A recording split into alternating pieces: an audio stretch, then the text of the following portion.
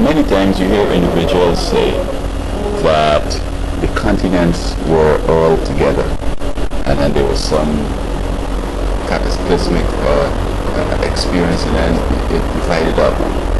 Venezuela and Trinidad were together, or South America and Central America were the one with the Caribbean, because mountain ranges weren't referred out into Venezuela and so on. And they're saying that there was something in the earth and it caused, just kind of like it split. But in actual fact, it don't seem to be true. Because when we go back to the scripture, of course, and in the beginning with creation, it will give us a picture of the situation. Now, in Genesis 1, verse 6, it says, "And God said, let there be a firmament in the midst of the waters, and let it divide the waters from the waters. And God made a firmament and divided the waters which were under the firmament from the water which were above the firmament, and it was so. And God called the firmament heaven, and the evening and the morning were the second day." So on the second day, God divided the water, because apparently the whole earth was covered with water. And he said, "I'm going to raise some up, and I'm going to create a firmament there, and some going to be at the bottom." Because you see, there are three heavens. There's the heavens where the birds fly, there's the starry heaven, and there's the heaven where God lives, and where Moses and Elijah are, and other saints who have been resurrected. Like, I think it was Dorcas, and the Lazarus, and some other folks who were even resurrected when Christ arose that Sunday morning.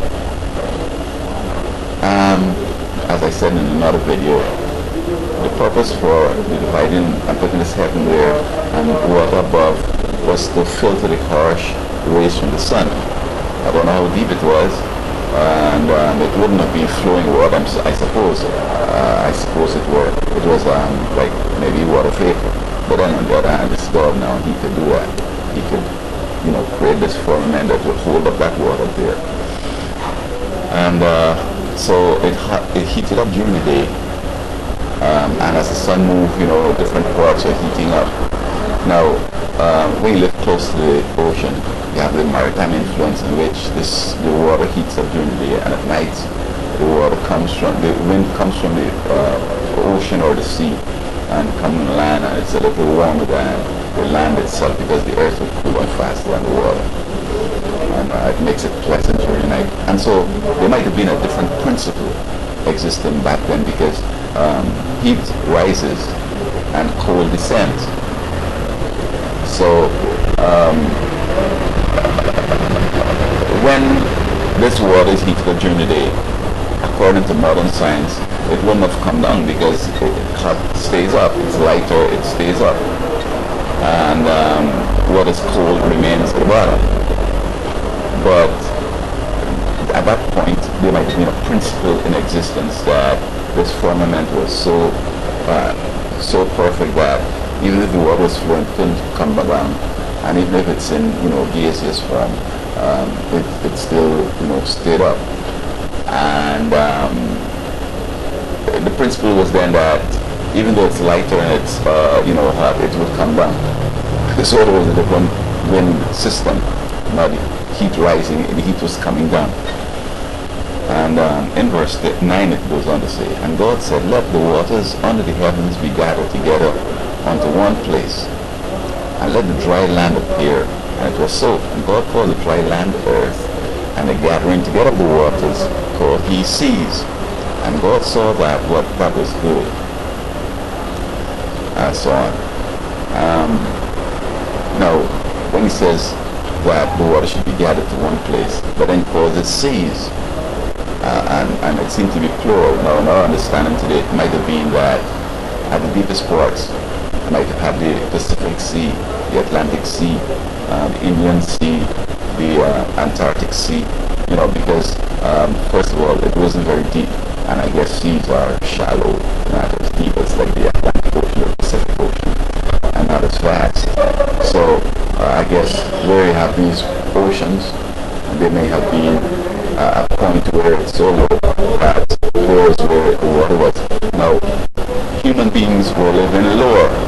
It was lower then, because the whole world was like one country, and here you have this little maybe sea, or what we call lakes. I mean, a better word for the seas might be lakes, except they're connected together, and sometimes they're outside the land and inside the land, so that it can be like straight up a lake. But you get the idea that these various collections of water, sort of, as I'm saying, the earth probably was, we were living at a lower level. Now, I was speaking with a friend yesterday about, living at higher altitudes. And he's saying that there's something about living at higher altitudes. Stunted growth because there's less oxygen and so on. Now, talking about plants. Now, the only way that would fly with me is if he had planted that tree up there that he says is short. And out of one pot of seeds, he planted one up there and planted one down where we live here and one over there and so on. Let us measure them all and see whether they are, because even if we have the same species, one up in the mountain could have been having a different genetic structure, because with Mendel's during the Middle Ages, when he crossed a short tree with a tall tree, he discovered that there was a variation of 3 to 1 out of 4, not 4 necessarily, maybe out of 1,000. 750 will be either tall or short, and 250 will either be tall or short, or vice versa. So to say that, all that, because I don't see altitude has anything to do with a plant. Now, in high school we studied tropisms, and we learned that plants move to the light sunlight. This is a phototropism. The roots move to the water, which is hydrotropism, and the tree goes straight up, which is geotropism. Also, it's a living organism, and it needs oxygen to respire the food, break it down so it could have the energy to grow. And it also need carbon dioxide to form its photosynthesis and make whatever either fruit to store in the root or fruit on the branch. There might be other things that we don't know yet or measure or recognize that affect plants' growth. You talk about nutrition and so forth, like it needs sulfur, nitrogen, to form a protein. This will be added on to the basic photosynthesis process of the sugar, starch. But I don't know, as I told them, I say, at sea level, you have a certain barometric pressure. But if, as in the flood, where water that was above came down, and the water came out of the earth and came up and flooded and covered everything, like in the creation, covered the whole top of the mountain, the Himalaya mountains, and this is why you find fossils up there. It's not to say that that was a sea bottom. In the flood, fish died up there and so on. And then as the water abated, the ark got snagged on Mount Ararat, and then they came out and so forth. So, because the water came out of the earth, joining the water was above, the water that was above came down. All the water didn't go back up because we don't have that big sort of water that we would assume had been in the beginning up there, and our water remains on earth. Now you have evaporation where water goes up to come back down as rain, and that I don't think could compensate for the water that had been up there first.